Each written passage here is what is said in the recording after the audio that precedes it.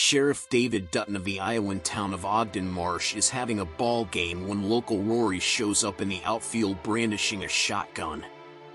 David tries to talk him down, but when he brandishes his weapon, he must murder him.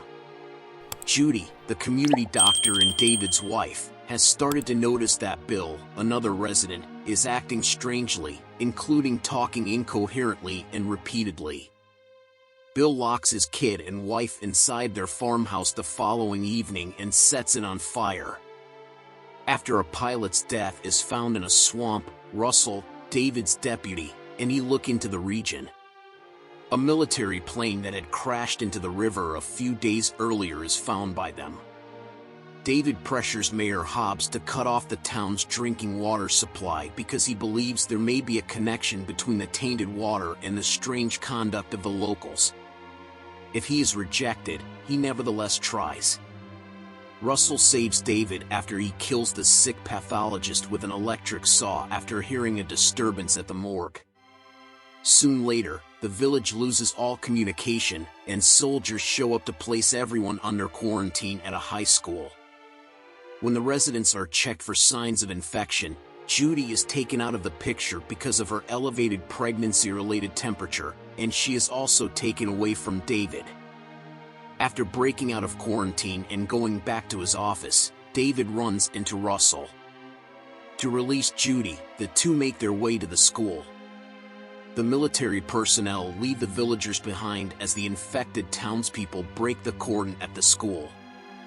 When Judy and a few other people awaken strapped to gurneys, Ben Sanborn, the sick school director, appears and starts hacking away at the isolated individuals with a pitchfork.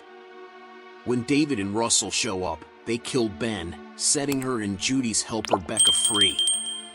Walking out of town, the four are unable to locate a functional vehicle. At his farm, they run upon Becca's boyfriend, Scotty. After robbing Scotty and his mother of their lives, soldiers burn their corpses on the farm. After David takes down a soldier, he finds out that all civilians are to be shot by the military. After the group fixes a patrol car in David's garage, Rory's infected wife Peggy and son Kurt ambush them in David's home.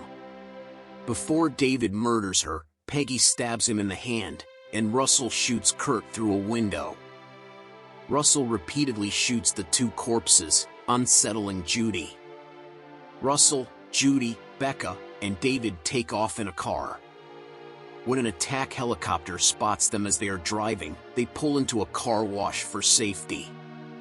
Becca is killed and her neck broken when workers at the car wash attack the vehicle and pull her out by the neck with a hose. The helicopter wrecks the automobile when the others get out of it to assist her. As the party is strolling along the road, Russell uses a police spike strip to stop a black SUV that is rushing in their direction. The government employee who drives the cargo plane discloses that inside was a biological weapon known as Trixie and a prototype Rabdovirity. The jet crashed when it was being destroyed en route to Texas. Russell shoots him out of passion and threatens the Duttons. Russell becomes aware that he is infected when David confronts him on his actions. Russell implores them to go on.